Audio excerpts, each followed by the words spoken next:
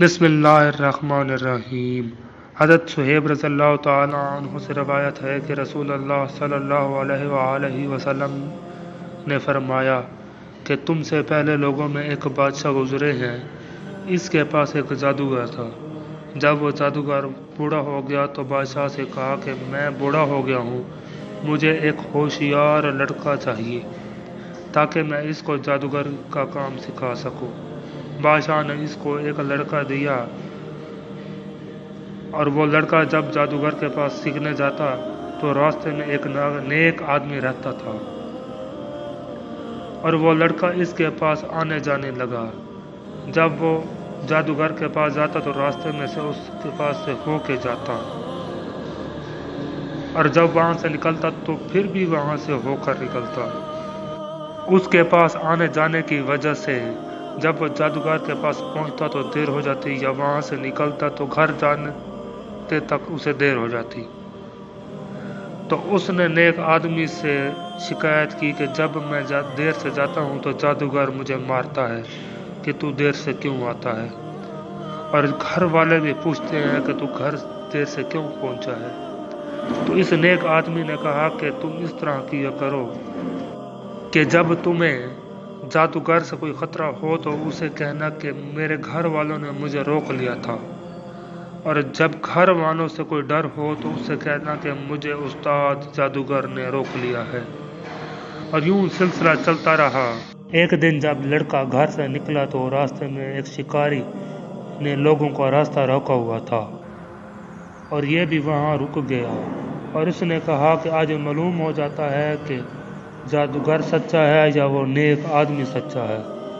تو پھر اس نے اپنے ہاتھ میں پتھر اٹھایا اور دعا کی کہ اے اللہ، اگر وہ نیک آدمی دین میں سچا ہے تو یہ جو جانور ہے یہ مر جائے تاکہ لوگوں کو گزرنے کا راستہ مل جائے۔ یہ کہہ کر اس نے وہ پتھر مارا اور وہ جانور ہلاک ہو گیا، اور لوگوں کو گزرنے کا راستہ مل گیا۔ لڑکے نے آ کر نیک آدمی کو وہ سارا قصہ بتایا، تو اس نیک آدمی نے اس سے کہا کہ اے بیٹا، آج سے تو مجھ سے افضل ہے، میں دیکھ رہا ہوں کہ تو اپنے کام میں انتہا کو پہنچ چکا ہے، اور عن قریب تو ایک آزمائش میں سے گزرے گا، اور جب تو آزمائش میں ہوگا تو تو میرا نام کسی کو نہ بتانا۔ آہستہ آہستہ وہ لڑکا اندھوں اور مریضوں کو صحیح کرنے لگا، اور لوگوں کا دیگر امراض سے بھی علاج کرنے لگا۔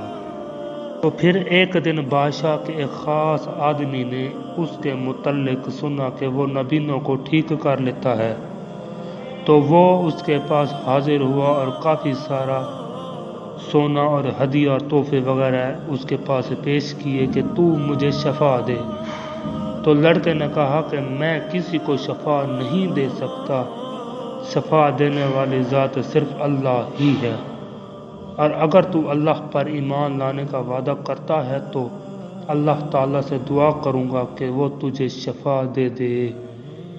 وہ آدمی ایمان لے آیا تو اللہ تعالیٰ نے اس کو شفا دے دی۔ پھر وہ جب بادشاہ کے پاس آیا اور اس کے پاس اس طرح بیٹھا جیسے پہلے بیٹھا کرتا تھا۔ بادشاہ نے اس سے پوچھا کہ تیری بینائی کس نے لوٹائی؟ اس نے کہا کہ میرے رب نے میری بینائی لوٹائی۔ بادشاہ نے کہا کہ میرے سوا تیرا کوئی رب ہے؟ اس نے کہا ہاں، میرا اور تیرا رب اللہ ہے۔ بادشاہ نے اس کو پکڑا اور اس کے برابر سزا دیتا رہا، اس کو بہت سزا دی، یہاں تک کہ اس بادشاہ کو لڑکے کا پتہ اس نے بتا دیا۔ پھر اس لڑکے کو پکڑ کر وہاں پر لایا گیا اور اس سے پوچھا اے بیٹا، تو اپنے جادوگر سے اس کمال کو پہنچ گیا کہ تو پیدائشی اندھوں اور مریضوں کو ٹھیک کرنے لگا ہے؟ تو لڑکے نے جواب دیا کہ میں کسی کو شفا نہیں دیتا، شفا تو اللہ تعالیٰ کی ہی ذات ہے۔ تو پھر اس بادشاہ نے اس لڑکے کو پکڑوا کر اس سے بھی سزا دینا شروع کر دی، اور اتنی سزا دی کہ جب تک اس نے اس نیک آدمی کا پتہ نہ بتایا تو اسے مارتے رہے۔ پھر چنانچہ اس نے اس نیک آدمی کا ان کو پتہ بتا دیا، اور پھر انہوں نے اس نیک آدمی کو پکڑ کر لے آئے اور ایک ساتھ ہی آرا منگوایا اور اس کے سر کے بیچ میں رکھ کر اس کے 2 ٹکڑے کر دیے اور زمین پر گر گئے۔ پھر بادشاہ نے اس خاص آدمی جو اس کا آدمی تھا جس نے کہا کہ مجھے شفا اللہ نے دی ہے جو تیرا اور میرا رب ہے، تو اس کو بھی لے کر آئے اور اسے بھی آرے کے نیچے رکھ کر 2 ٹکڑے کر دیے۔ پھر اس لڑکے کو لایا گیا، اس کو بھی اپنے دین سے پھر جانے کے لیے اس نے کہا، لڑکے نے بھی انکار کر دیا۔ تو بادشاہ نے اس کو اپنی ایک جماعت کے حوالے کر دیا کہ اسے ایک فلاں پہاڑی پر لے جاؤ اور اوپر چڑھا کر اس کو دھکا دے دو۔ چنانچہ اس بادشاہ کے حکم پر اس لڑکے کو پکڑ کر اس پہاڑی کی چوٹی پر لے گئے، اور راستے میں اس لڑکے نے دعا کی کہ اللہ تعالیٰ مجھے ان شیطانوں سے بچا لے۔ تو اللہ تعالیٰ نے اس کی دعا قبول فرمائی، اور جب وہ دھکے دینے کا ٹائم ہوا تو پہاڑ ہلنے لگا اور وہ سارے کے سارے گر کر ہلاک ہو گئے، اور وہ لڑکا بالکل صحیح سلامت بادشاہ کے پاس آ گیا۔ بادشاہ نے ان لوگوں کے متعلق پوچھا اور وہ کہاں گئے؟ لڑکے نے کہا کہ اللہ تعالیٰ نے مجھے ان کے شر سے محفوظ کر لیا ہے۔ بادشاہ نے پھر اس کو اپنی ایک اور جماعت کے حوالے کیا اور کہا کہ اسے لے جاؤ، ایک کشتی میں سوار کرو، پھر جب سمندر کے بیچ میں پہنچو تو دیکھو کہ اگر وہ اپنے دین سے باز آ جائے تو اسے چھوڑ کر واپس آ جانا، اور اگر یہ انکار کرے تو اس کو سمندر میں ہی غرق کر دینا۔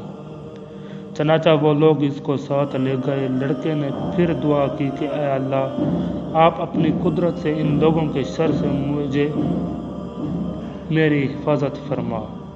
چنانچہ وہ کشتی ہی الٹ گئی اور سب غرق ہو گئے اور لڑکا صحیح سلامت چلا گیا۔ جب بادشاہ نے اس لڑکے کو دیکھا تو اور پریشان ہو گیا۔ اس لڑکے نے بادشاہ سے کہا کہ تو مجھے قتل نہیں کروا سکتا ہے جب تک تو میری بات پر عمل نہیں کرے گا۔ بادشاہ نے کہا کہ وہ کیا بات ہے؟ لڑکے نے کہا کہ ایک کھلے میدان میں لوگوں کو جمع کرواؤ اور مجھے کھجور کے ایک تنے پر لٹکاؤ، پھر میرے ترکش سے ایک تیر لے آؤ اور پھر اس تیر کی کمان کے بیچ میں رکھ کر بسم اللہ کہہ کر چلا دو، اس طرح میں مر جاؤں گا۔ چنانچہ بادشاہ نے ایک وسیع میدان جب اسے ایک بہت وسیع میدان میں لے کر آئے اور اسے کھجور کے درخت کے ساتھ لٹکا دیا اور تیر لے کر آئے اور کمان کے بیچ میں رکھ کر بسم اللہ رب الخلاف یعنی اللہ کے نام سے جو اس لڑکے کا رب ہے، پھر اس تیر کو چلایا تو سیدھا یہ تیر اس لڑکے کو جا لگا اور وہ لڑکا مر گیا۔ جب اس عجیب و غریب واقعہ کو لوگوں نے دیکھا تو وہ سب کے سب زبان پر نعرہ بلند کیا کہ ہم سب رب غلام پر ایمان لاتے ہیں، یعنی کہ اس لڑکے کا جو رب ہے اس پر ہم ایمان لاتے ہیں۔ اور جب بادشاہ کے خاص بندوں نے جب یہ سنا تو وہ بادشاہ کے پاس گیا کہ جس چیز کا خطرہ تھا وہی ہوا کہ سب کے سب لوگوں نے اس میں سے اکثر نے اللہ پر ایمان لے آئے ہیں۔ تو بادشاہ بہت غصے میں آیا اور اس نے بہت سارے مردوں عورتوں کو پکڑ کر آگ میں ڈلوا دیا۔ اس دوران ایک عورت جس کو گود میں ایک بچہ تھا اس کو بھی آگ میں ڈلوا دیا۔ تو چھوٹا سا بچہ بولا کہ اماں جان صبر کرو کیونکہ آپ حق پر ہو۔ اس تمام واقعے سے ہمیں سبق ملتا ہے کہ اللہ ہی کی ذات ہے جو برحق ہے اور ہمیں اپنے ایمان کو مضبوط رکھنا چاہیے۔